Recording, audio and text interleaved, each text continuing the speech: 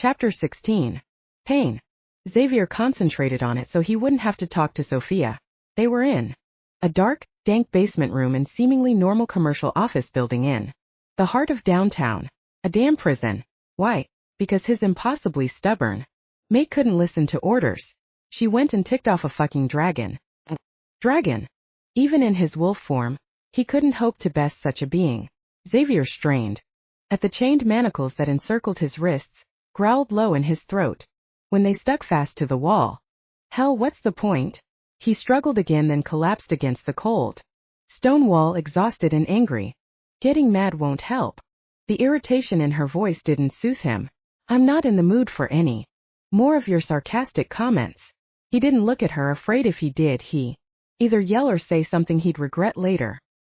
He thought again of her torn shirt, her mussed hair and her swollen lip. Anger shook his body, jarring. The broken rib forced him to stay still. What were you thinking? He could have murdered you, or worse. Worse.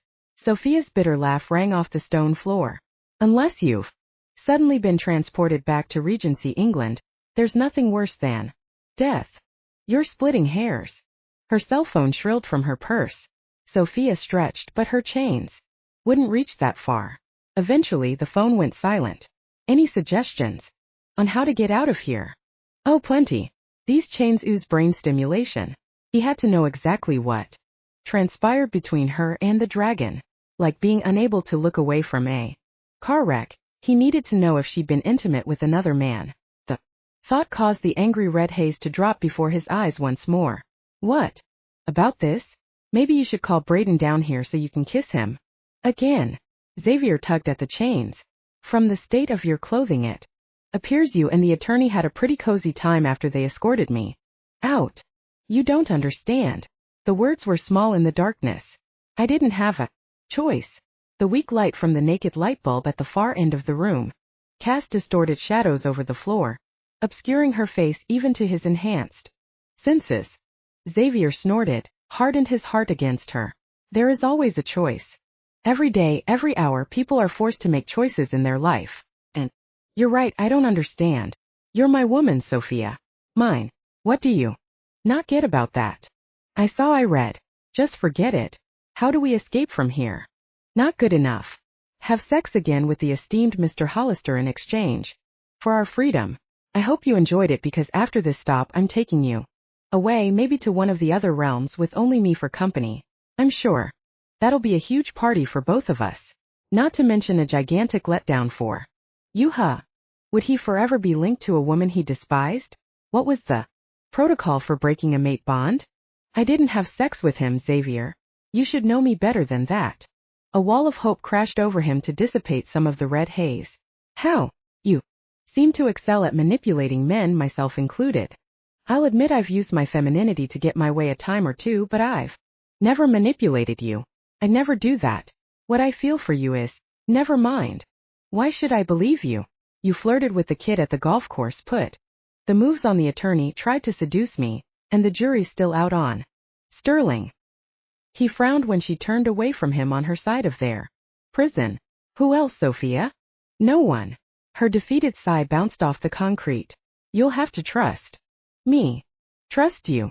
Xavier's bark of laughter contained no joy. Did you trust me when I explained my relationship with Hannah? That was different. Was it? He leaned back against the cement block wall and closed his eyes. His ribs ached and a headache raged in his temple. A niggling seed of doubt grew amidst the pain. Why did they spend most of their time together arguing? Forget it. The trust between us is tainted. You've betrayed our sacred bond. Forgiveness won't come so easily. He pressed a fist to his chest as pain 1,000 times stronger than the physical pulse there. What the hell? He stole a glance at Sophia. Her downcast face and trembling lower lip nearly did him in. He didn't even react with lust as her shirt slid down over her thighs as she folded her legs to her chest. Instead, Xavier focused inward.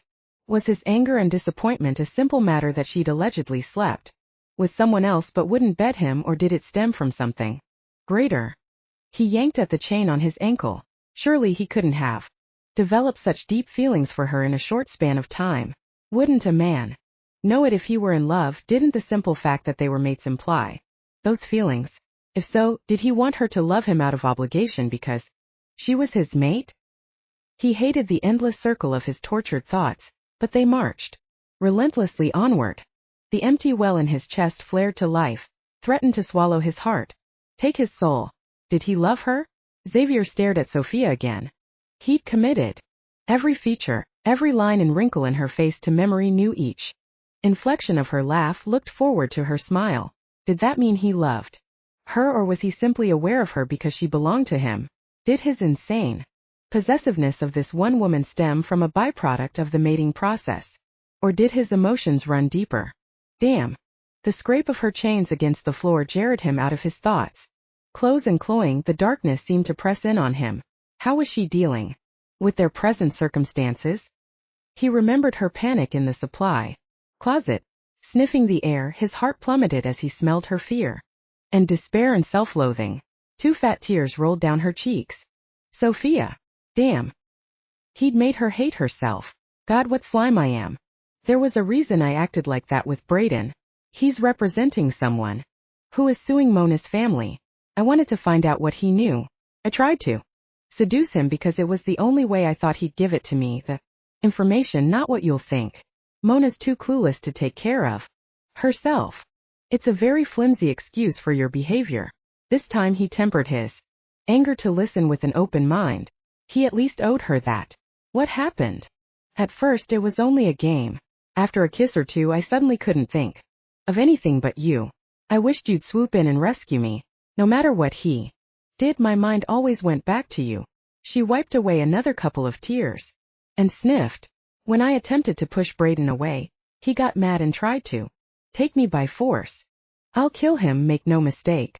Xavier yanked at his bonds and let loose a low rumbling growl when they didn't budge. You're mine, Sophia. I know, all right. You've told me 300 times. I would gladly remind you another 300 until you believe me.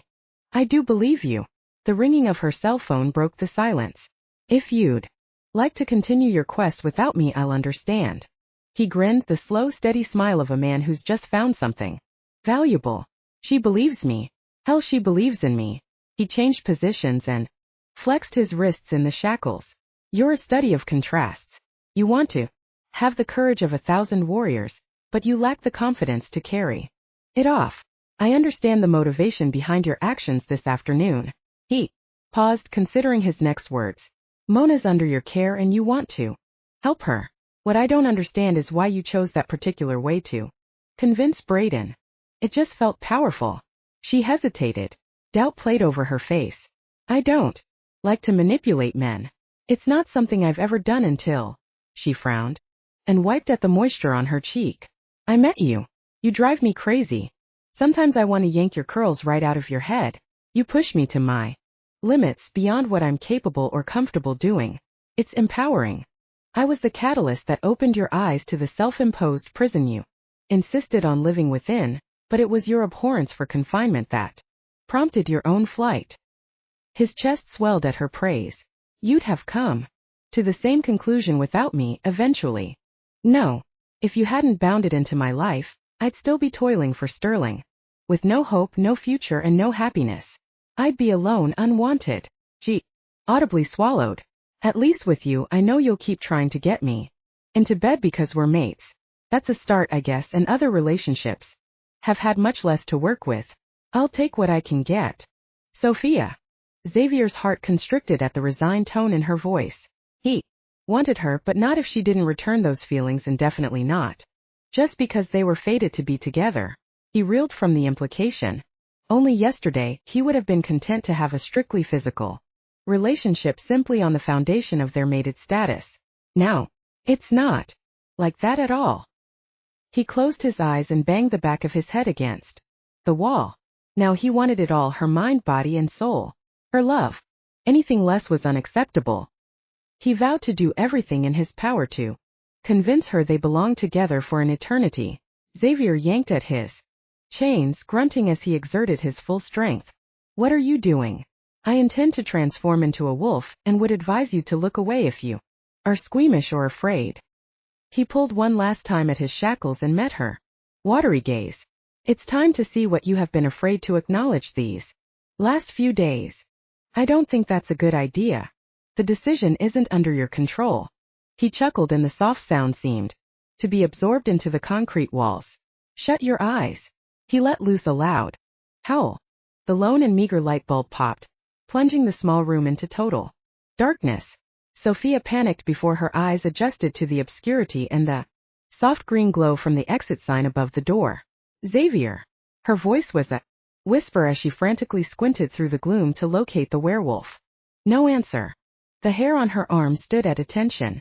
The climate of the chamber shifted. No longer just a damp, dim prison.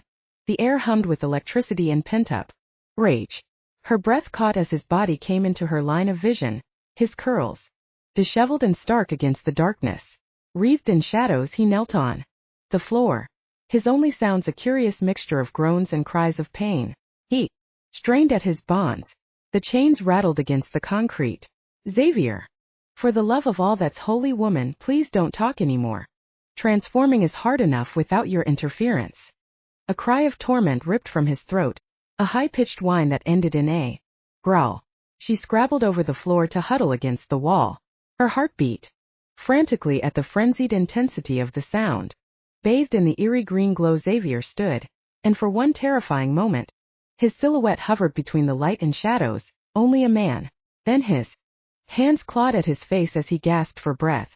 He fell to his knees, his bones cracking and popping from the act of his metamorphosis. Sophia bit down hard on her knuckles to keep from screaming when he arched his back and howled. A fluffy tail curled against the faint light. It was a low, mournful sound and uncanny enough to cause sweat to bead on her forehead. She covered her eyes with dirty hands. Please stop. She pressed her forehead to the cool cement blocks and fought down the revulsion that built in her throat. Even against the back of her eyelids she could see fur sprout from his skin as if it were grass. She saw the flash of white teeth in the dim light and the yellow eyes glowing in the darkness. Those images were superimposed on her mind's eye. Despite all she had done to postpone this moment, it had occurred in spite of her best defense. Beyond any doubt, she now had concrete proof that Xavier was indeed a werewolf. The knowledge shook her to her very soul. It was only a matter of time now before she'd be compelled to take him to Sterling, no matter their tentative relationship. Shivering, she raised her head. Silence filled every available space in the small room, broken only by the unrelenting drip-drop of a water leak in her ragged breathing. No other living presence existed. When the green light flickered and faded, Sophia freaked out. Xavier. The word came out as more of a croak than an inquiry. She licked her dry lips. Claustrophobia ratcheted around her brain until she wanted to gnaw her arms from her body in an effort to escape. Are you still here? Without warning, a dark shape sprang out of the shadows to crash into her chest. She let loose a scream that would probably raise the security force in the building. Terror of the unknown in the dark is as powerful as the mere suggestion of what is usually there. She covered her eyes and continued to scream until a persistent wetness on her fingers imparted a tiny bit of calm. His canine tongue brought Sophia to her senses. The exuberant tail wagging rocked her back and forth.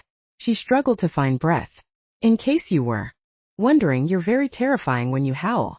She slipped her arms around the coarse-haired neck. I'm so glad you're here. She squeezed until he squirmed away with a surprised yelp. What are you waiting for? Find a way out. A short bark signified his agreement and he bounded away into the shadows. Sophia pulled once more at her chains. If Xavier could get out of the prison, just how would he summon help? It wasn't every day that a wolf wandered through a prestigious office building. She took a deep breath. She missed his presence even if he was in wolf form. Her chin trembled. Dark loneliness crept in, crushing her. 2 seconds later the door swung back against the wall with a thunderous crash. The doorway framed Mona's petite silhouette. Sophia squinted. Mona? What are you doing here? She wrinkled her nose against a sneeze. What are you wearing? From her perspective, it appeared Mona had donned black leather pants with a black turtleneck and high-heeled black boots. It's my cat burglar outfit. I wanted to get into character. The thin beam of a flashlight cut through the darkness and swept the interior of the room. How? Come, you're chained to the wall. Sophia blinked at the sudden blinding light and held a hand over her eyes. Oh, just hanging out. And you? She bit down on her bottom lip to keep from laughing. Mona wore a black knit cap over her masses of hair. The result was a huge, bulging sack on her head. Rescuing you, of course. She angled the light through the rest of the room. Why is Xavier in wolf form? Was that really gross to watch?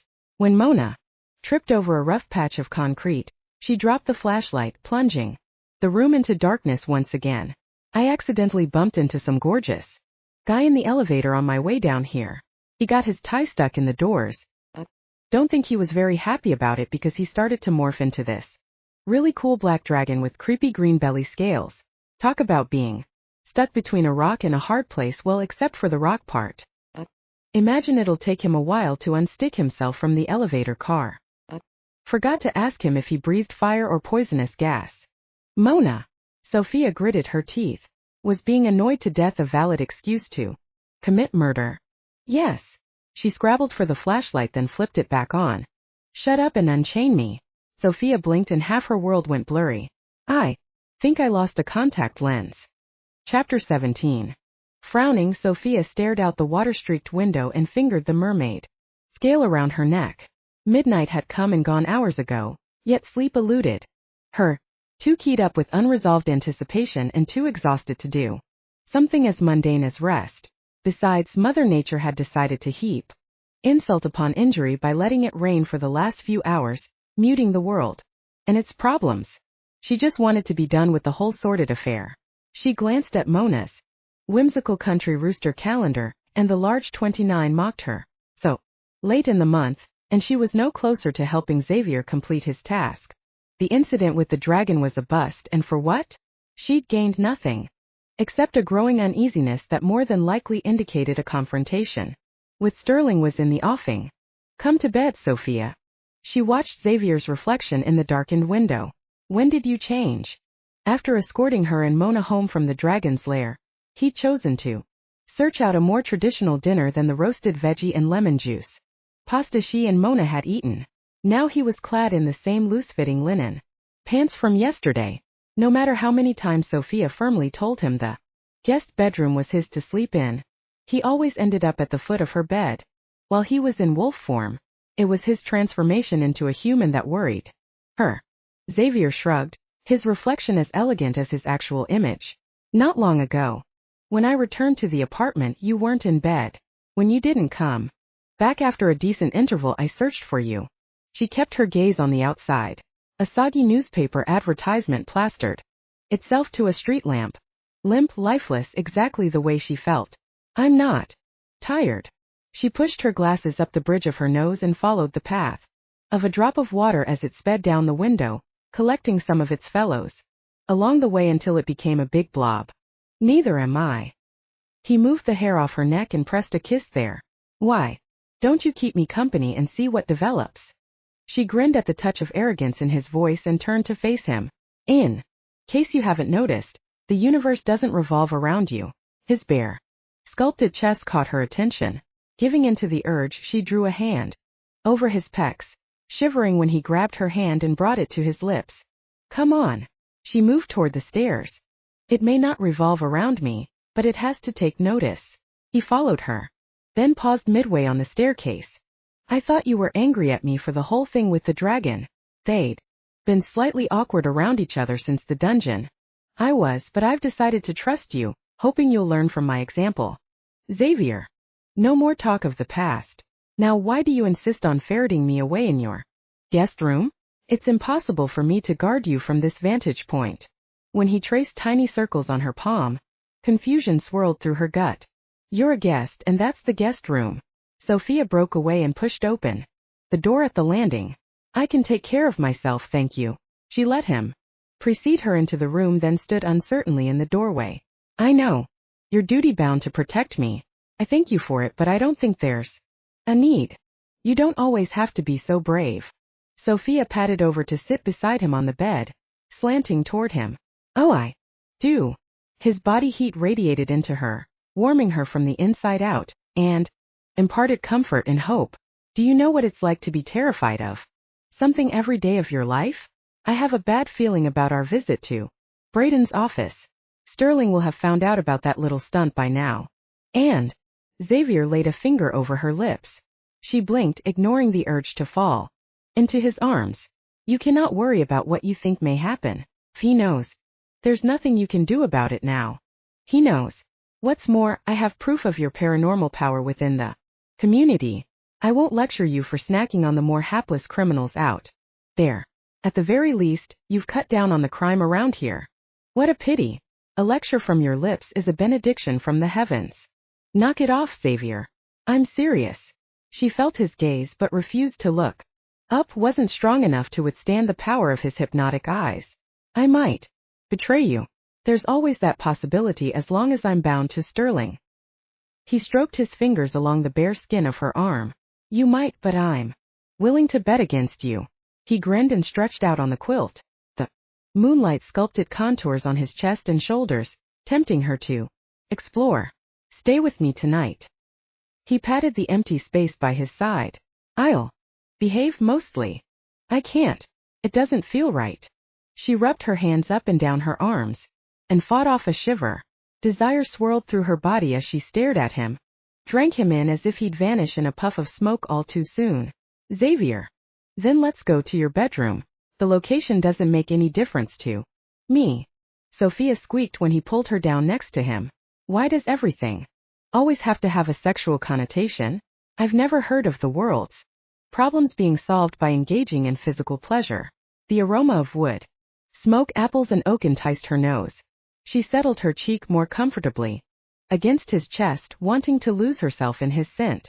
She needed time to analyze why she felt safe with him, why she wanted desperately to let him make love to her, why she wanted to cuddle with the werewolf.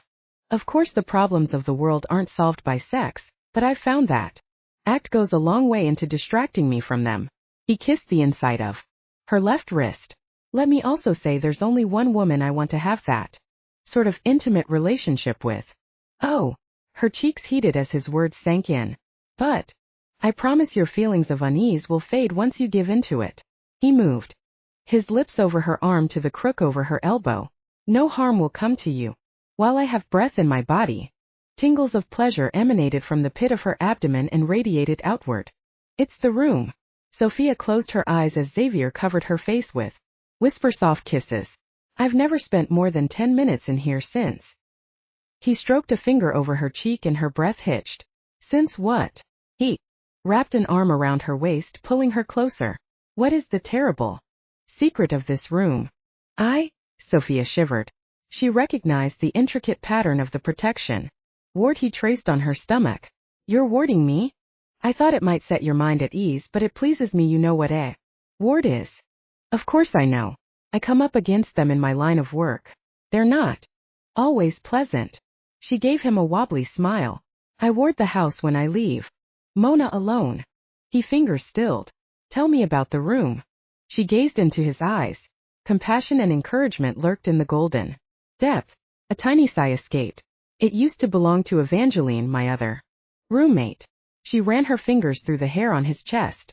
She was a wood nymph I freed. As I walked home from work one afternoon, I glimpsed a fading ward on a tree. Once I undid it, Evangeline was able to leave her prison. She was grateful but homeless, so I took her in. And you lived happily ever after? For a while. Xavier twisted a strand of her hair around his finger, and she closed her eyes once more, trusting him to protect her, to believe in her. She was very beautiful. Rarely did she leave the house without half a dozen men following her through the neighborhood. Naivety was her only flaw. She'd nagged me for months to take her to the court. Against my better judgment, I took her before Sterling so she could apply for residency in the mortal realm. And there she met with trouble. He traced her lips with a fingertip, grinning when she shivered. Go on. Sterling took one look at Evangeline and poured on the charm. She didn't stand a chance in the face of such blatant flattery and charisma. She fell for him hard, scoffed at my warnings, told me he was the most wonderful man she'd ever met. One night Sterling came through the portal. He seduced her. Not only did she willingly give herself to him, she also gave Sterling what he was really after, her magic. Sophia. Her eyes flew open. I need to finish. She guided his head down and took a kiss before continuing, nearly giving in to tears.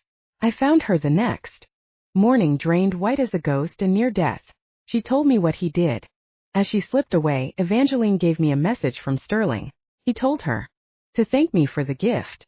Sophia shuddered at the memory of Evangeline's waxy white face and haunted dead eyes. The next time I saw Sterling he gloated about his conquest. I lost all reason, tried to strangle him. Obviously it didn't work, but he did add 10 years to my sentence as a sort of penance. She rose up and met Xavier's gaze. It was never my intention to turn Evangeline over to him.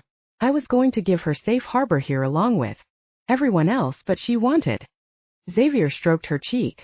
You cannot blame yourself because Sterling abuses his power. I'm surprised the immortal in charge allows it. They probably don't know what he does. If I'd never taken her in, Sterling would never have seen her. I'm rapidly running out of room here, but I can't help myself from protecting them.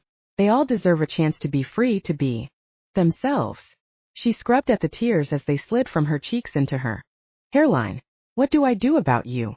Sophia settled against his chest, listened to the strong, even strokes of his heartbeat beneath her ear. I can't lead another person to their death. I'll be fine. You, my dear, are the one who needs safe harbor. Let me take care of you. Let me carry your fears and struggles for a while. He kissed her, a sweet, promise-filled kiss that neither gave nor took. It's my privilege as your mate. She stifled further sobs.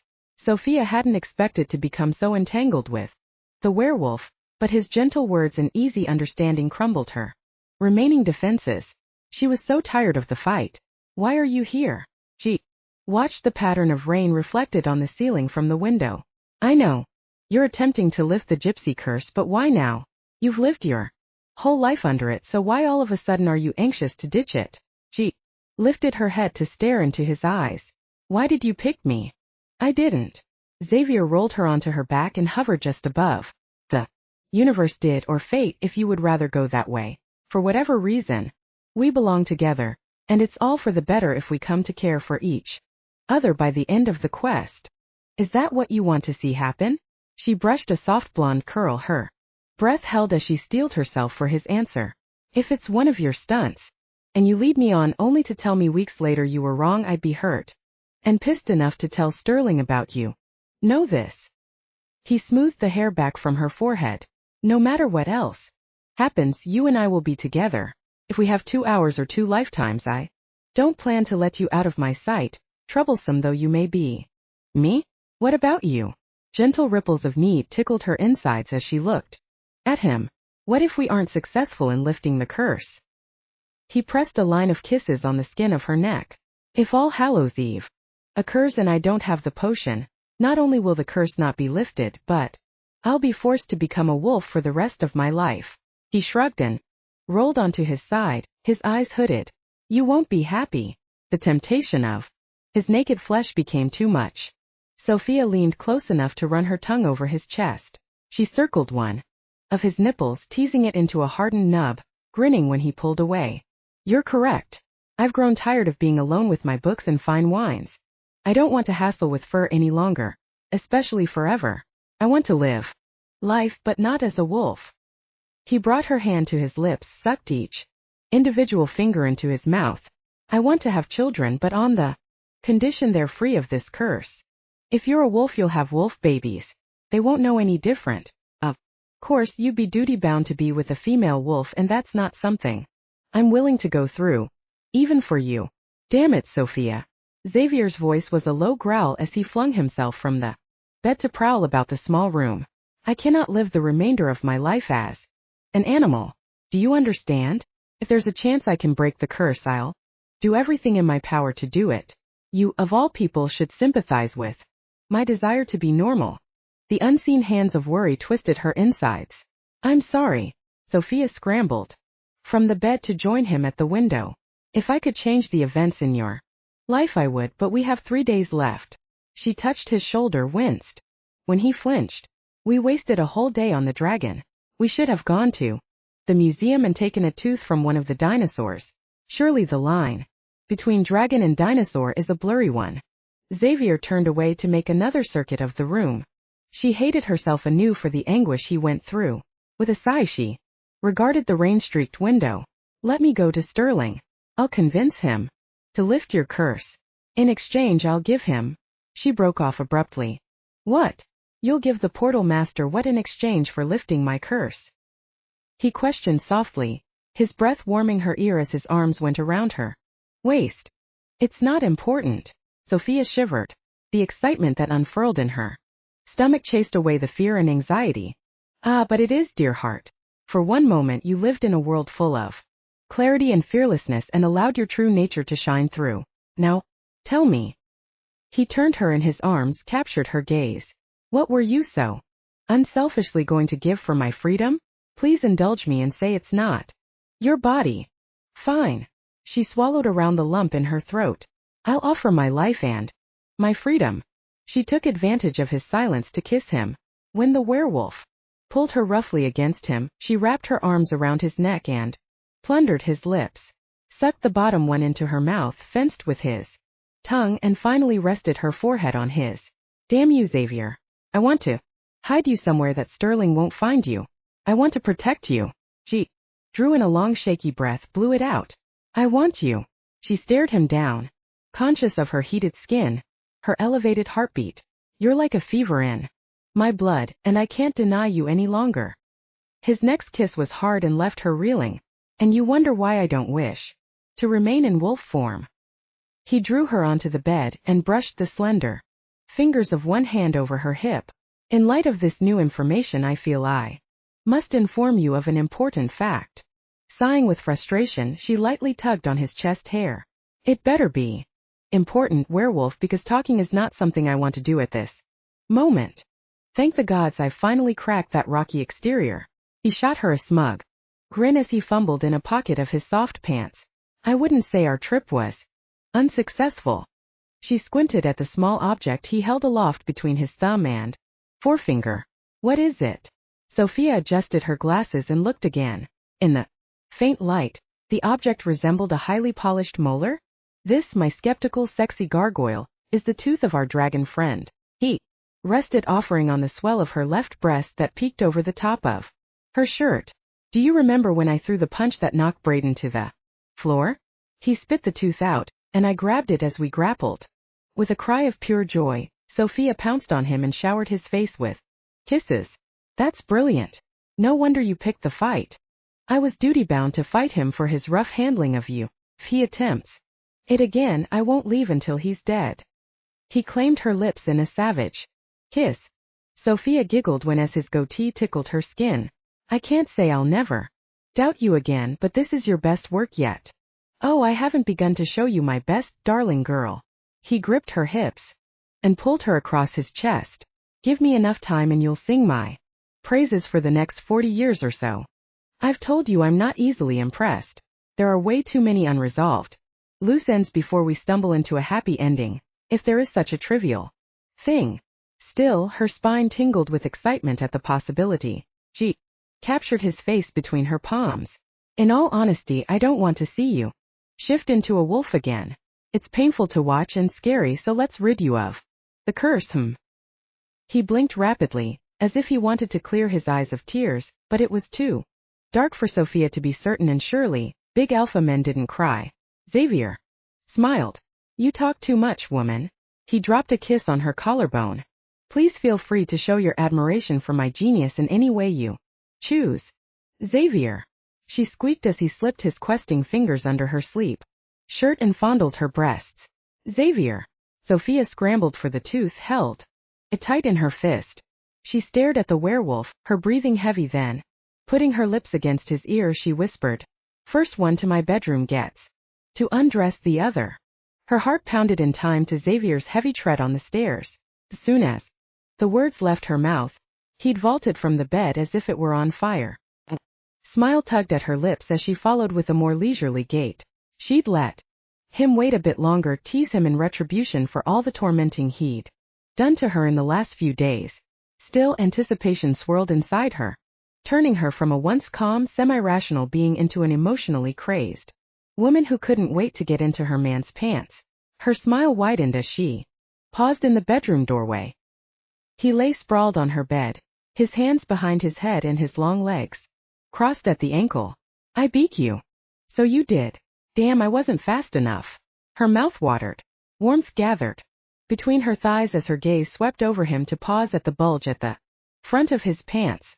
She pushed the door shut and clicked the lock. I guess this means I'll have to let you take off my clothes. She ignored the flutter of alarm that attempted to claim her attention. Her need for the werewolf never wavered. It's bad form to break a promise. Xavier slipped from the bed to join her in the middle of the room. His eyes gleamed in the weak light streaming through the blinds from a street lamp. If you wish to change your mind, I won't object much. There'll be plenty of opportunities. No, life is uncertain enough. I want no regrets. Holding his golden gaze, Sophia slowly drew her sleep shirt over her head, tossed it away. Her breast swayed slightly from the movement. I want you, Xavier, and that won't change.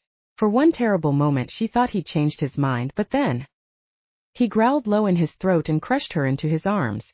You've tempted me beyond reason. He kissed her, took possession of her lips, as if he already owned them. Now it's my turn to torment you. He stroked his fingers over her bare back, leaving tiny flames in his wake. That's not fair. She rubbed her cheek on the soft hair of his goatee, enjoying how it tickled her skin. No complaints here. She nipped a line of kisses along his strong jaw, teased a spot just to the right under his chin. When he moaned, she did the same to the other side, before trailing her tongue down his throat to play at his collarbone. His masculine taste triggered a craving for more. With a few indecipherable words, he scooped her into his arms and carried her to the bed, laid her down, then joined her on the mattress, his body covering hers. Your skin is so soft, like velvet, or a wicked grin parted his lips. Ice cream. He licked a path over the column of her neck, blowing lightly on the moistened skin. Sophia shivered at the exquisitely cool sensation. Like that, do you? Perhaps I should continue. Before she could form a witty comeback, her world spun crazily to the side. Xavier pushed her arms over her head, claimed her lips in a kiss so hard their teeth clicked together and left her gasping for breath. When he moved down her body to tease her nipples, she arched her back, giving him greater access. He licked each bud, circling the tips until she lay whimpering beneath him. She tried to free her arms, but he held her wrists with one hand, his elegant fingers a gentle bond. Xavier, enough. I need to touch you. Desperation clung to the words. Not yet. He released her wrists in order to trail kisses down her chest, biting the soft flesh near her belly button. There's so much more I want to do. He hooked a finger into the elastic waistband of her plain cotton panties and gave it a little tug. Tell me what you want. Sophia's eyes crossed as he smoothed his palms over her legs, drawing the underwear down inch by inch. He placed kisses on her belly, her hips, his goatee scratching the sensitive skin of her inner thighs. The heated wetness between her thighs increased. Did he notice? I want you. I need to feel you inside me now. Patience. He finally separated her from her panties and dropped them on the floor. You aren't ready. I am. Sweat formed on her forehead. When he pressed the heel of his palm against her mound, she nearly jumped off the bed. Xavier, please. She writhed against his hand. He eased a finger along her folds, teased her entrance while tormenting her swollen nub with his thumb. Ripples of pleasure emanated from that spot, and like disturbances in a pond, and flowed upward to encompass her whole body. Pressure built inside, coiled with the deadly accuracy of a snake, striking in the form of thousands of pinpricks of light and feeling. Good Lord. Stars formed behind her eyelids as her inner muscles contracted around his fingers. She moved her head restlessly against the pillow, opening her eyes to look at him. His grin was wide and purely, unequivocally male. Now you're ready, except next time we won't go this fast and the orgasm won't be so small. Leaving the bed long enough to remove his loose-fitting pants, Xavier soon returned to kneel over her, caressing her skin as if she were the harp and he the musician. His arousal pressed urgently into her stomach. Paybacks can be hell, werewolf. Sophia wrapped tentative fingers around his hard length, then grew bolder as he nodded encouragement, moving slightly to provide her greater access. You're quite something, aren't you? He was silky soft and hot to the touch. She caressed each wrinkle and pucker of the skin, traced the vein on the underside of his member, laughing when a shudder shook his body. If you continue, there will be an early ending to this play. His voice held a fair amount of strain. He jerked in her hands as his eyes rolled back in his head. She rubbed her thumb over his tip, pleased at the moisture she drew forth. We wouldn't want that. She stroked his length, applying pressure then exchanging it for feather-light touches until he growled and claimed her lips in a frantic kiss. For all that's holy woman, let me love you. In response, she wiggled her hips against his. He gave a cry of masculine triumph and shifted his weight onto his arms as he positioned himself over her. Sophia opened her legs wide. Her heart raced. Her blood pounded loudly in her ears. Love away, wolf boy. She gripped his shoulders, dug her fingernails into his skin until she was sure she'd leave marks. The tip of his erection bumped her entrance, seeking permission. Sophia lifted her hips, gasped when he slid easily into her slick channel, sighed as he buried himself to the hilt. She shifted slightly to accommodate his size, marveling at how well they fit together. Xavier. The darkness swallowed the single word. A growl emanated from his throat. The sensations tickled her stomach, then he slowly withdrew. Sophia reached for him, not wanting him to leave, but he had other plans. He clasped her hands, pressed them into the mattress and slid his shaft inside once more. You feel so good. Soon he found his rhythm and she met him thrust for thrust. She pushed her hips to his, matching his every move as he pounded into her with powerful strokes. Her body shook and her skin tingled as the electric dance continued until Xavier's shouts ended with a partial howl, low and primal. Her cry of completion was small in comparison. She slipped over the edge of reality, welcomed the feeling of weightless floating as she rode the last pulses of pleasure. When she could think clearly, she opened her eyes, conscious of Xavier's body pressing hers into the mattress. Not having words that would equal what she just shared, she placed a kiss on his sweaty curls and wiped away the tears rolling into her hair. He stirred against her and her inner muscles contracted. She smiled, inhaled his signature scent mingled with the aroma of lovemaking inside hers. Her mate. Always. It was nice. Chapter 18. Get out. Xavier swiveled around at the pixie's angry tone and looked sharply toward the back hall of Sophia's apartment. A barrage of towels, bedsheets, and fleece blankets spewed from the linen closet like a pink and yellow avalanche. A few seconds later Sophia appeared, picking up the mess as she went. When she caught sight of him, she smiled. Hey, stud muffin. She threw her armful of laundry into a chair. As much as he hated the moniker, Xavier welcomed the softer side of her. He recalled just how accommodating she'd been the previous evening and returned the grin. Am I right to assume your good mood heralds the coveted 3 ounces of magic dust? Did your pixie cooperate? Hope coated his voice. Did she notice? Her grin wavered. Frida flat out refused to help me. I can't very well shake the pixie to get at her magic, can I? Sophia tucked him into the living room and pushed him onto the sofa. Listen, Mona's at the grocery, the imps are locked up, Frida's sulking, and Calvin won't come out while you're here. I think he's finally realized he can't challenge you and he's keeping hidden, so why don't we make the best of this tiny window of time? What did you have in mind? He had an excellent view down her scoop-necked sweater, ached to reacquaint himself with her breasts. I think you know. She slipped into his lap, straddled him. I'm feeling the need to take my wolf out for another trip around the block, if you know what I mean. The last time went by entirely too quick for my liking. Her giggle went straight to his groin. I know. He shifted as things grew uncomfortably tight in his slacks. As much as I'm tempted by your offer, and you have no idea just how much we have. 2.5 days left to assemble this potion. His heart lurched to see the disappointment in her blue eyes. Are you sure? She wriggled against him, grinding her hips into his. Xavier groaned. I mean, really sure? She pressed her lips to his in a teasing kiss. I can make it worth your time. Damn. He wrapped his arms around her, then spent a few minutes exploring the soft, perfumed skin of her neck.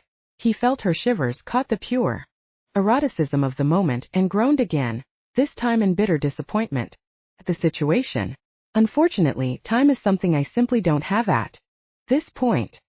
He tucked a strand of hair behind her ear. Know this. I intend to explore every inch of your body with my tongue, kiss every pulse point, learn every sensitive spot of your skin until your doubts vanish and the only thing you know is my incredible hunger for only you. As he claimed her lips in a searing kiss, he knew she wouldn't forget so soon. She made a soft mewling sound that rushed through his blood. If it wasn't for the fact he'd be a damn animal for the rest of his life if they couldn't make the potion in time, he'd drag the woman to her room and keep her there for days.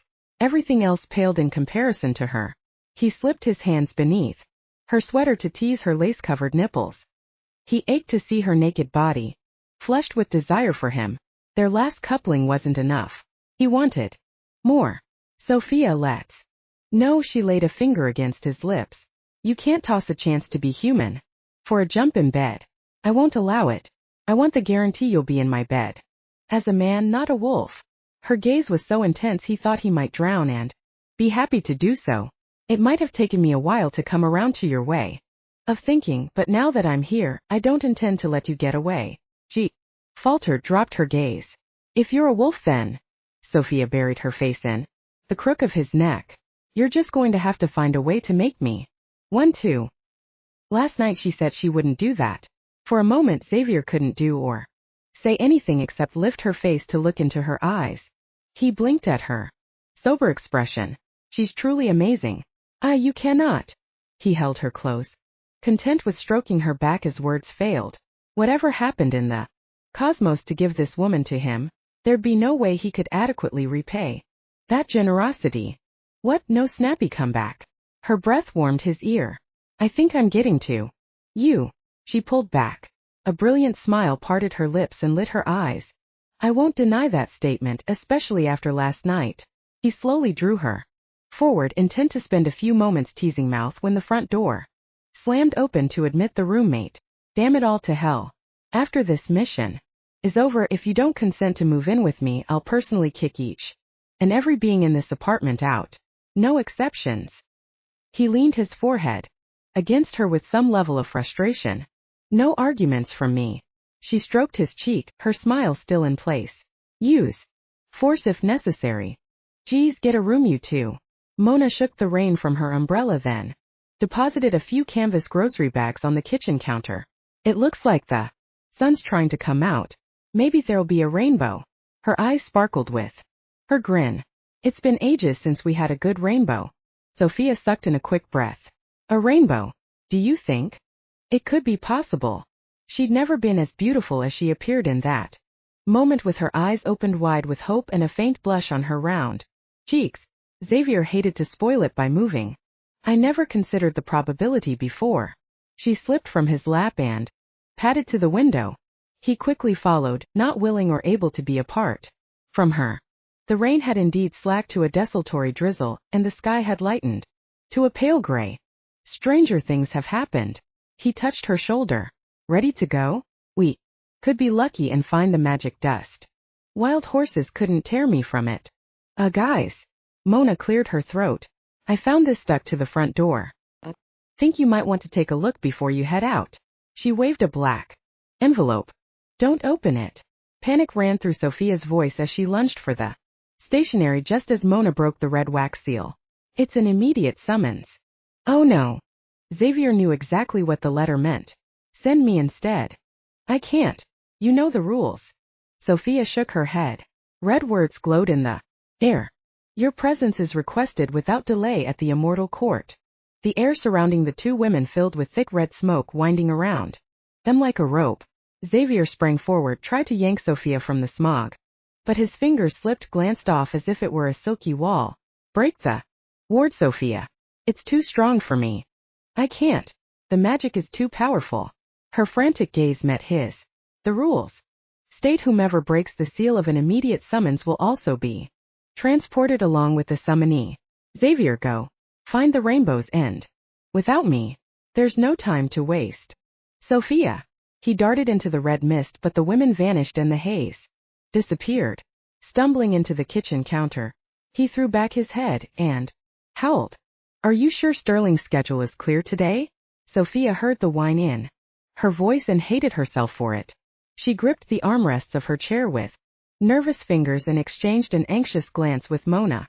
Honey, I'm telling you the truth. Astral glanced away from her computer screen as she fished around in her blue beehive hairdo for a pencil. He asked me to clear his afternoon when I issued you the summons. That's all I know. Thanks. She frowned as Mona calmly flipped through an outdated magazine. How could her friend remain so unfazed? The old familiar dread and fear bubbled through her stomach and she wished she were anywhere but there. For an hour, she and Mona had waited in the reception area, but Sterling had yet to make an appearance. Astral, what's the deal with the shakeup in the courts? Are they really inviting humans to sit on the bench? A smug grin lit the secretary's face as she looked over the tops of her reading glasses. It's true, and Sterling's pitching a fit. The 8 immortals decided their courts were a tiny bit biased, especially when beings of Sterling's ilk are involved. So, in order to add a bit of fairness to the functions of the court, they're allowing 2 mortals to join in each realm. She tapped the pencil against her desktop. It'll be interesting. I'll bet. Where are the Samhain festivals this year? All over the mortal realm near each portal. I'm surprised you haven't heard about them since there's one in the park near you. Sophia shrugged. I've been a bit preoccupied. Her cheeks burned when she thought about just how much she's got a boyfriend. Mona tossed the magazine onto a table at her side and leaned forward. He's gorgeous and ow. Her words stopped as Sophia stepped hard on her foot. He's a sharp dresser was what Mona meant to say. She threw her roommate a hard look. He's also a pain in the butt sometimes. Astral cocked her head. Honey, aren't all men worth their salt? Sterling's office door opened. Showtime. Great. Sophia glanced at Mona in trepidation. Send up the gatekeeper. She knew one moment of profound panic as she struggled to her feet. Mona, are you coming? No. I think I'll just wait for you here. She rifled through the rest of the outdated reading material before selecting a tattered copy of a periodical. I'd rather not see him in action. Some moral support you are. Sophia trudged up the staircase, then pushed open the partially open door to Sterling's office. I'd like to say it's a pleasure to see you again, Sterling, but we both know that's a lie. She cringed as the door slammed shut behind her at the tiniest flick of his wrist. Sit down, Miss Raines. It was an order, not an invitation. There was no need for an immediate summons. She wet her dry lips. Her knees shook as she sank into the soft leather chair in front of his desk. I disagree. His fingers flew over his computer keyboard. You'd have ignored a normal summons. He hit a key. You're in serious trouble. Why? Did you foresee my doom in your tarot cards, or maybe you've recently purchased a crystal ball? She pleated the strap of her purse in her lap. Spare me your attempt at humor. Sterling stood in one fluid movement, then perched on the front of his desk. I had an interesting visitor this morning who gave me an earful of your recent escapades. He plucked a white fiber from his sleeve and gave her a malicious grin that sent chills over Sophia's skin. Oh. She refused to give him the satisfaction of showing fear. I hope you've heard only good things. You know how rumors start. Don't play games with me. Sterling's eyes blazed red before resuming their original onyx hue. He left the desktop to pace about the office, his movements carefully controlled. Braden Hollister had some remarkable news to share. Prickles of alarm crept up and down her arms at the mention of the dragon's name. I see. Is he a friend of yours? She bit her lip as her birthmark flared to life with excruciating pain. Don't pretend you don't know who I'm talking about. She jumped. His voice came from directly behind her, his lips inches from her ear. It escapes me for the moment how you found him, but let me assure you I'm none too happy to hear you paid him a visit. I'm even less amused to find out you didn't go alone. Sophia swallowed around the ball of fear in her throat. Sterling once more came into her line of vision. You must be talking about my boyfriend, Francis. She felt enormously pleased for being able to remember the false name Xavier selected. If we ran into Mr. Hollister, it was purely by accident. Enough.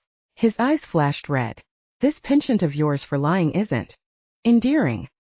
He gripped her chin between his thumb and forefinger until she had no choice but to meet his gaze. The man is more than he seems. I don't know what you're talking about. Sour bile rose in her throat. Above all, she wanted to shield Xavier for as long as possible. Perhaps it has escaped your notice that your fair-haired boy toy is in reality a werewolf, and what's more, he's telling people far and wide he's your life mate.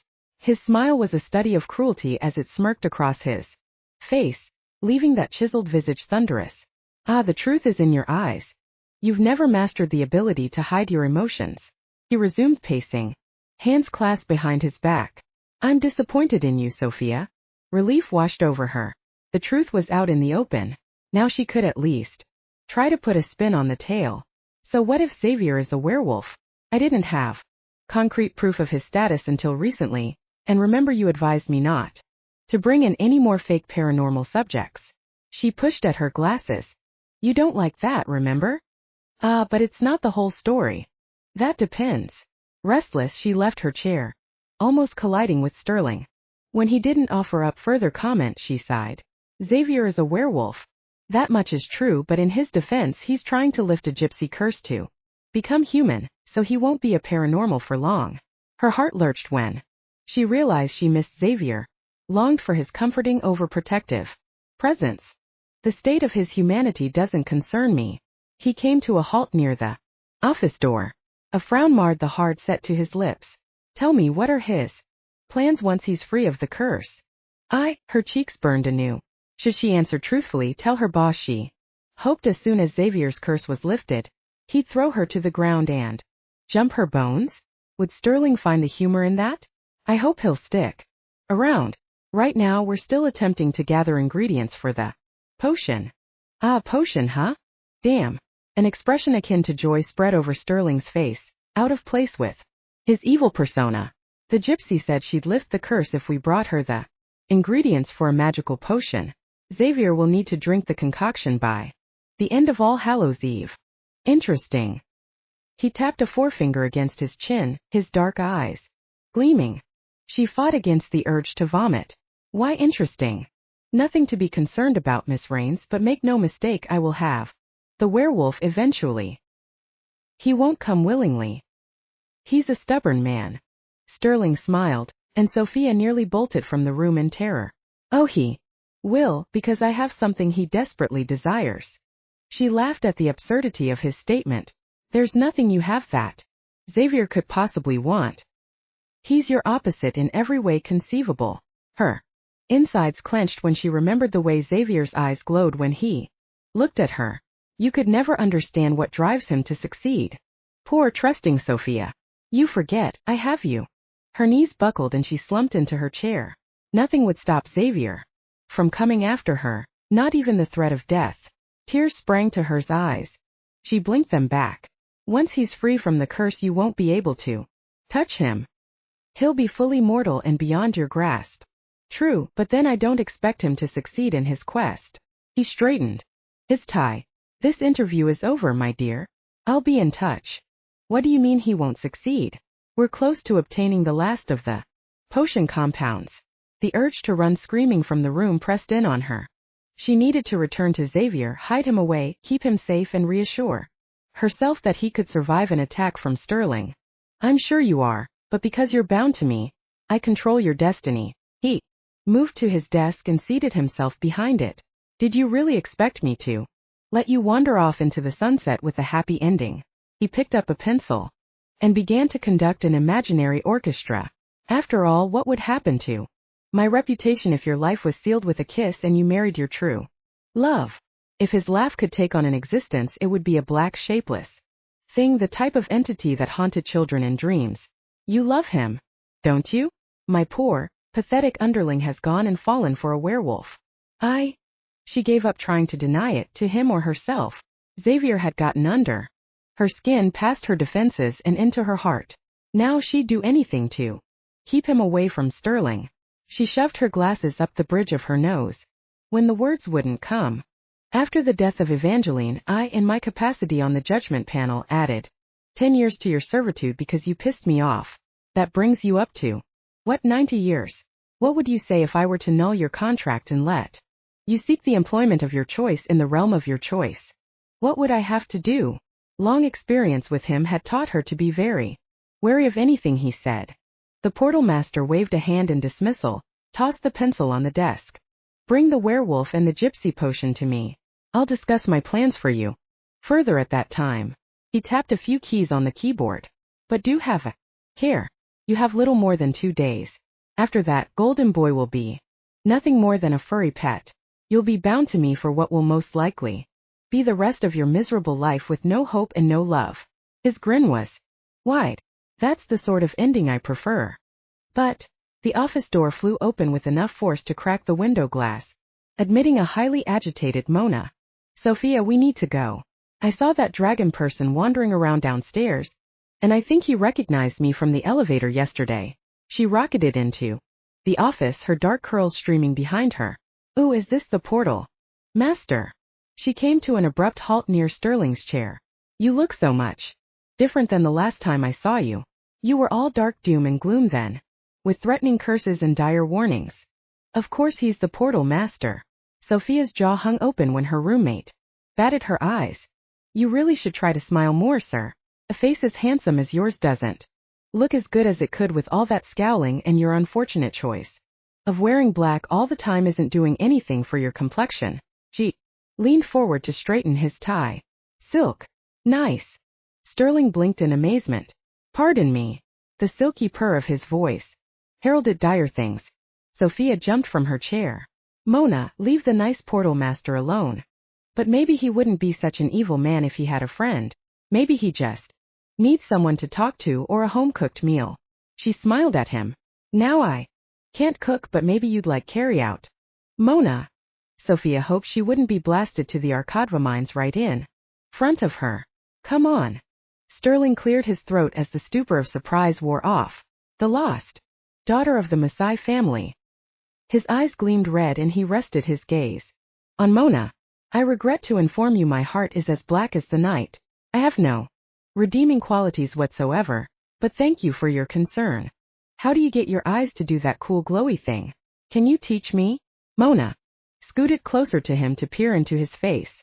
Sophia doesn't ever let me do anything fun like that, but I guess you can't blame her since I tend to break things or catch things on fire. Glowy thing. Sterling made a weird choking sound. What? Sophia stifled a laugh at the flabbergasted expression on his face. Mona's constant chatter had broken down lesser men than the portal master. Your point, Mona. She gathered her purse, then slunk to the door, keeping a cautious eye on her boss. Yes, why exactly are you here, Miss Masai? Sterling got to his feet, staring at Mona as if she were a puzzle he couldn't quite figure out. I've been lenient regarding your case up to now, but if you wish, I'd be happy to turn you over to the proper authorities. The dragon, for one, is very interested in you. Mona's lavender eyes clouded with uncertainty. I'm happy where I am, thank you, with the exception of Sophia's strictness. She smiled and twisted a strand of hair around her finger. See, if you would just not frown so much, I'm sure you wouldn't feel the need to be so terrorizing all the time. I'm the portal master and I'll be feared at all times. Can take your wretched soul and bend it to my will. Sterling's roar reverberated through the small office. Get out before I change my mind. Sophia hustled Mona down the staircase and past Astral's desk in record time. Are you happy now? You ticked him off. That won't bode well for anyone, least of all me. He's not that bad, Sophia. I think he's just misunderstood. You've got a lot to learn about life if you think a dark angel is misunderstood. Do you realize he could zap you with his magic and you won't exist anymore? Mona waved her comment away. Don't be silly. He just needs to spend some time with better role models. Promise me you won't disturb Sterling further. Sophia ushered her friend down the hallway that held the mini galaxies. I've got enough on my plate worrying about Xavier. I don't need your drama too, which leads me into my next question. Why are you hiding in the mortal realm? It's complicated. Fair enough. Sophia sighed. Just don't get into any more trouble. I'm kinda busy with Xavier's issues. Even more so now. When they stumbled through the portal into the guest bedroom, Xavier rushed to Sophia sighed and gathered her into his arms with a low growl. Tell me. She held up a hand. So help me, the rain better slack off by tomorrow morning. Because if we don't find that damn rainbow soon, I'm going to run away. Chapter 20. Xavier grinned when Sophia patted the head of each of the cows they passed. One bovine acolyte decided it wanted to be with her, and followed along behind. Every time he looked at his mate, he saw a new facet to her personality, but what he admired most was her gentleness of spirit. She honestly cared for all beings that were incapable of caring for or looking after themselves. The knowledge made his heart lurch painfully. As much as they belonged together, he feared fate still held a wild card and would cast more obstacles in his path before he could rightfully claim her. Poor thing. I think she's lonely. A pretty blush colored Sophia's cheeks when she met his gaze. Can we let her come with us at least for a while? She's a cow, not a pet. His rumble of laughter floated on the chilly air. It would be in the cow's interest if you'd find a way to tell her to stop following you. What do you mean? The best she can hope for is to live out her days in this field, but I suspect she and her sisters will grace the tables at a nearby steakhouse soon. Or if it would set your mind at ease, I could make her death quick and painless. Of course, he wouldn't eat as a wolf in front of her, but he couldn't resist the opportunity for teasing. You'll do no such thing. She turned and faced the one brown cow whose long, lashed eyes steadily regarded her. Listen, I know you think I'm probably your friend. She stared into the trusting brown face. At any other time I'd love to shoot the breeze with you, but I'm kinda busy today. The cow remained silent. When Xavier snickered, Sophia shot him a dark look. I'll handle it. Squatting down, she said into the cow's ear. I didn't want to tell you this, but that man over there is a werewolf. He'll eat you and your sisters without a second thought. So please, I beg you, stay here. I promise if you do this one thing for me, I'll find you a great home with all the grass you can eat. The cow continued to stare, occasionally chewing her cud. Sophia, we need to leave. He slipped an arm around her shoulders. If you'd like, I'll buy a field you can populate with all the cows you want. You'd really do that for me? Yes, and more. I'm incapable of denying you anything, cows and all. I'll hold you to it, but this is what you get for teasing me. She pinched his arm, then squeaked as he grasped her hips and drew her against him. What are you doing? This is what you get for teasing a werewolf. He leaned in and brought his lips crashing down on hers. She met his first advance by thrusting her tongue inside his mouth. He refused to let her take control even if her initiative went strained to his groin and pushed his arousal painfully into his fly. Xavier devoured her lips, slowed the kiss as he nibbled and nipped them, then changed the tempo once more by claiming her mouth hard. He bent her body over his arm for greater access, touched his tongue to hers, wooed it, made love to it, and finally sucked on her bottom lip to finish the embrace. Sophia grew pliant. A soft sigh escaped her. She clutched at his lapels, her knees buckling. Desire swept through his body, as much from her reaction as from the tiny sound she made. He returned to kiss her swollen lips with no margin for error, wishing to leave her with such an undeniable example of his feelings. She wouldn't forget it for months. She sagged against him, limp in his arms. If he let go now, would she fall to the road in a boneless heap of flesh? We're running late. I wouldn't want to miss the rainbow for a simple kiss. His lips twitched with amusement as she attempted to right herself. A simple kiss, huh? Her chest heaved with her labored breathing, but her eyes sparked a brilliant blue. I'd hate to ask you to demonstrate a complicated one. I'd be happy to, just not at this time. You're not ready for that. He tilted his fedora at a rakish angle over his left eye. Come along, woman. We have a date with destiny. Woman. She made a sound of annoyance or frustration, he wasn't sure which, and charged ahead of him on the road without a second glance at him. I meant no disrespect. He gave a playful smack to her rounded backside and growled. He ached to bury himself inside her warmth once more, but they needed to finish the quest. There'd be plenty of time during the years ahead to mate with her. I'm certain you know in what spirit I issued the word. Never fear, werewolf, I'm beginning to understand you and take no offense. Be warned, there will be paybacks. I look forward to it. His gaze caressed the soft curves of her back, the slight nip of her waist, the flare of her hips.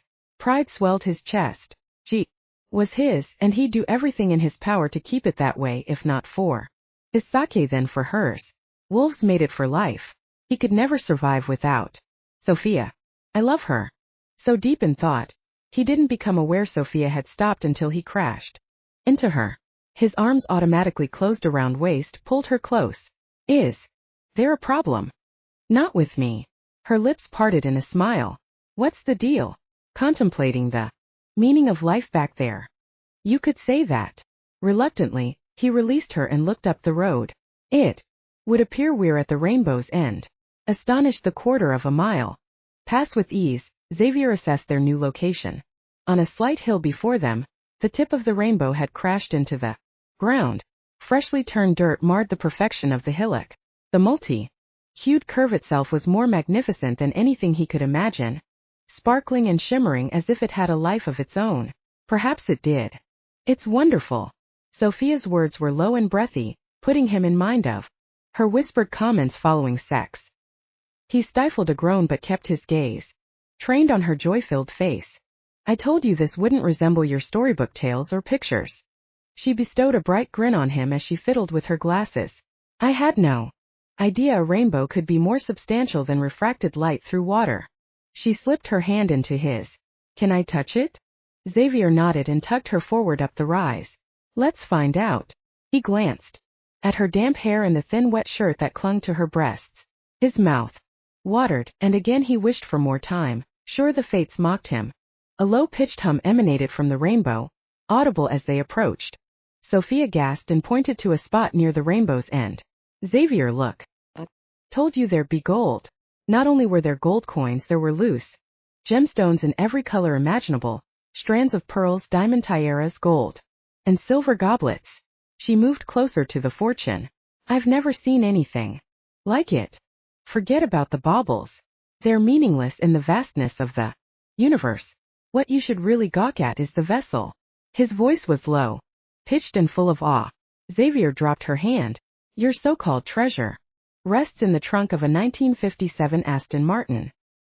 He took an involuntary step forward to caress the gleaming navy blue fender. It's in pristine condition. Do you know how much this is probably worth? He poked his head through the open driver's window on the right-hand side of the car. I'm impressed. It features a 140 brake horsepower, 2,922 cubic centimeters inline twin-cam 6-cylinder engine and 4-speed manual transmission, just to name a few of its attributes. It's also a DB2/4 MK2 coach. He withdrew his head with some reluctance. It's the most beautiful object I've ever seen. Sophia cleared her throat and crossed her arms over her chest. That is apart from you, of course. He grinned at her obvious annoyance. But then I don't consider you an object. Right. I have no idea what any of that car jargon means. Glancing down into the wealth of riches, she smiled. I never thought I'd see you salivate after something as simple as a car. A simple car is a dirty slur on a wonderful machine such as this. He trailed his fingers over the door handle before he drifted to stand next to Sophia. Once more. What I wouldn't give to acquire this piece of art. Now I've seen it all. You have automobile lust. She snickered. Come on. Help me load some of this loot. Wait. The hair on the back of his neck prickled, signaled alarm. He pivoted. Slowly, surprised to see another woman standing there, anger deeply etched on her face. Keep your hands to yourself and no one gets hurt. Unconsciously, Sophia stepped behind Xavier. Who are you? She leaned close to the werewolf and whispered in his ear. I really hope I don't know her. Platinum blonde hair hung to her shoulders in a thick bob, swinging each time she moved. A swift pang of jealousy cut through Sophia's stomach. She'd always wanted to have hair like that. 2 inches shorter than Sophia, the woman possessed voluptuous curves that bordered on old Florentine decadence and gave plenty of places for her silvery white gown to cling. My name is Alexia. I'm the defender of the treasures of the rainbow. Her light, melodious voice floated on the air like a child's bubbles. I must ask, your intentions? Sophia narrowed her eyes. What do you mean? She stepped out of Xavier's shadow. Why don't you tell us why you want to know? Kid gloves, Sophia. The werewolf planted his left hand firmly at the small of her back, the other he offered to Alexia. My name is Xavier Layton. He tipped the brim of his fedora. I'm here to ascertain if you'd part with 3 ounces of magic dust so I may complete a potion. Look, I don't care what you've got going on in your life. Alexia crossed her arms under her curvy bosom, her full lips turned down in a pout. Do you plan to stick around for a while? Shrugging, Sophia inched closer to the Aston full of loot. We hadn't planned on it. She frowned and scanned the immediate area. Shouldn't there be a leprechaun here? You'll have to excuse her. Xavier reeled her back to his side. Sophia is under the assumption she would see a bearded man in green. He gave Alexia a disarming smile. Perhaps you should explain a few things first. She sighed. You're right. Twirling a strand of hair around her forefinger. Her silvery blue eyes rested on Sophia. You look familiar. Have we met? I hope not. The knot in her stomach reminded Sophia of its presence. I see so many people. It's hard to say. She slid a glance to Xavier, but he only had eyes for the car. You wouldn't happen to know a guy named Sterling Abignan? He's my boss. Sophia clutched Xavier's hand, glad for his comforting, if distracted, presence. Which one were you? The unicorn. The one who escaped. Sophia's heart pounded a frantic beat. She remembered Sterling's rage when the woman had given him the slip. He was mad for 3 days after you left, refused to talk to any of us. He broke quite a few of the office windows before Astral finally calmed him down. A ghost of a smile parted the unicorn's lips. I went into hiding. Things weren't all that bad. I got my first vacation in 10 years out of it. Oh, you think those 3 days were idyllic and stress-free for me? Alexia advanced toward them a few steps. She clenched her pale hands into fists. The 3 silver bangles on her wrist tinkled. Sterling sent his enforcement unit after me. I only avoided them because I stumbled across a rainbow. Really? Sophia kept Xavier between the angry unicorn and herself. They were a rare and evasive breed of people who harnessed unusual magical powers.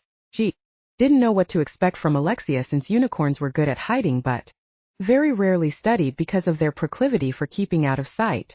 Well, what do you think he did to me, the gatekeeper whose job it was to haul you into his office? He's not a pleasant man to cross. Alexia snorted. Once the goons left the area, I decided to settle down here. What was the point of continuing to run? She circled around them as if they were a maypole. When I found the rainbow's end, I stopped to ask the leprechaun directions to the nearest town. Aha!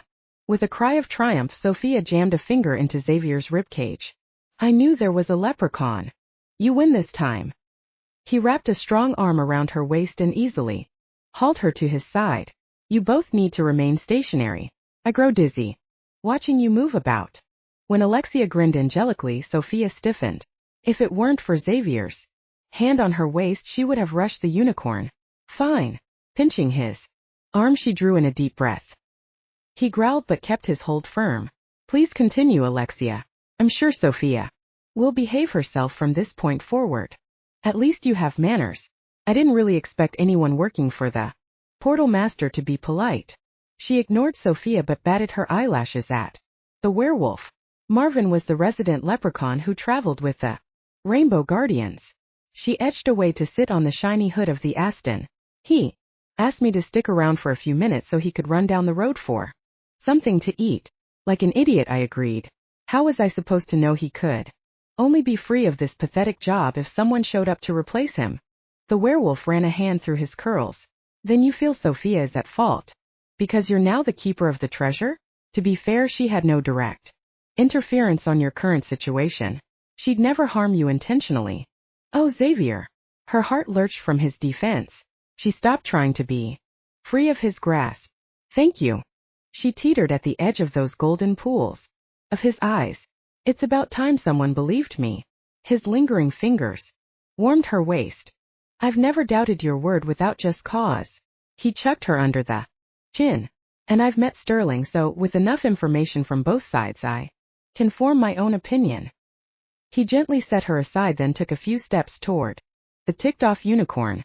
Alexia has no reason to trust you yet, so your earlier anger is misplaced, Sophia. So much for my champion. Fine. She leveled a semi-patient look at the unicorn. Why are you pissed at me? Alexia gazed at Xavier as he draped himself against the driver's door of the car. Because this job is so boring. She clasped her hands together. Tiny, dreamy smile tugged at her lips. What I'd really like to do is go to Hollywood and host my own talk show. A talk show? Sophia closed her open jaw with a snap of teeth. What? Have you seen some of those hosts out there? I can do a much better job, but I'll never get the chance to try because I'm stuck here. The sparkling stream of the rainbow's beams beckoned, recalling to Sophia's mind the reason why they came. Have you tried to get away? Did you sign a contract which prevents you from leaving? Did the leprechaun explain the rules? She met Xavier's amused gaze. When he winked, prickles of excitement careened through her stomach. I'm just asking because the magical world is oftentimes very literal. She's correct, Alexia. Xavier pushed away from the car. There's no evidence of a ward binding you to the rainbow. Sophia forgot the unicorn's plight as Xavier strolled in her direction, his stance slow and intent as a jungle cat on the prowl. Good luck on the Hollywood thing. She licked suddenly dry lips, anticipation crawling over her skin at the hungry look in his eye. Raw charisma oozed from him to smack her in the head. At the last moment she stifled a sigh. Damn. Hey, sexy. He'd closed the distance between them and stroked her cheek. Ever thought about making love in one of the most awesome vehicles created? Oh no. Alexia shook her head so violently her hair swung. You two aren't going anywhere. Taking a slim dagger from the folds of her skirt, she waved it in a menacing fashion. I'm not taking any chances. You'll remain here as the rainbow's guardians because I'm leaving. Can we have our 3 ounces of magical dust? Sophia bit her bottom lip. Xavier met her gaze, his golden eyes shuddered. That's why we came in the first place. Her heart thumped as Alexia slammed the Aston's trunk lid shut. A shrug lifted her plump shoulders while a pout decorated her ruby lips. Sure, but you'd better do it soon. The rainbow only lasts for 30 minutes at a time before it moves to a different location. She glanced at a silver watch on her wrist. 5 minutes left. With a grin she wrenched open the driver's door of the car and flung herself behind the wheel. The least you can do is let us have the treasure. Sophia's steps faltered. Alexia revved the engine and turned the car around. Damn it. No, I could kill you. She stuck her head out the window. I'm taking the treasure with me. I'll use it to create a new life in Los Angeles. The Aston alone should fetch $500,000. She slithered back into the car. In a flurry of grass blades and pellets of dirt, Alexia peeled out of the clearing. 2 seconds after reaching the road, she disappeared from view. Fuck. Indeed. Xavier stroked his goatee, his voice sad. I'm sorry. Sophia squeezed his arm, felt his muscles tighten. It's my fault. Nonsense. He brought her hand to his lips. I'll feel the loss of that Aston for some time to come. He sighed and gave her a wobbly grin. Unfortunately, there's no time to mourn, especially without a good glass of wine. Let's gather the dust before the rainbow disappears as well. Sophia dug the leather pouch from her blazer pocket, then tossed it to him. The scale and tooth are in there. Don't lose them. Give me some credit. I've been dreaming of this moment all my life. Now that it's so close, I won't let anything stop me. Sorry. She followed him to the rainbow shaft. The vivid colors shimmered and beckoned, almost danced. When she poked a tentative finger into the beam, pleasant warmth not unlike tepid tap water greeted her. How bizarre. Plunging a hand into the green stripe, she giggled as the fine grains flowed through her fingers. It's alive. Of course it is. Did you think someone flipped a switch that lights the rainbow? His eyes twinkled and a grin creased his tired face. I guess I didn't really think about it outside of the scientific explanation. Cupping her hands under blue, green, and yellow, she watched in fascination as the sparkling dust flowed into the cavity she created. It's amazing. The tiny crystals emitted a faint high-pitch humming. It's awesome. Xavier undid the strings of the leather pouch. Watching your reaction to something as mundane as a rainbow is refreshing. Makes me rethink my life. He held the open bag into the red beam until the glittering dust overflowed the confines. When you let your true self crack through that hard outer shell, I admire that woman the most. Sophia's gaze faltered. She ran her fingers through the whole of the rainbow, as if it were a water fountain. Thanks. The vivid colors faded until they were only a shadow of themselves. Reluctantly, she pulled away from the rainbow, then sighed when it vanished altogether. That was the single greatest experience I've ever had. Shaking the remaining dust from her fingers, she rubbed them on her skirt. Too bad we have nothing to show for chasing it down. I wouldn't say that. Why? Sophia held her breath as Xavier bent to retrieve an object from the flattened grass where the Aston once rested. What is it? Flutters of excitement skipped in her stomach. He held a gold coin between his thumb and forefinger. Let's call it a souvenir. With a flick of his thumb, he sent the coin sailing through the air in her direction. Keep it close. It might come in handy.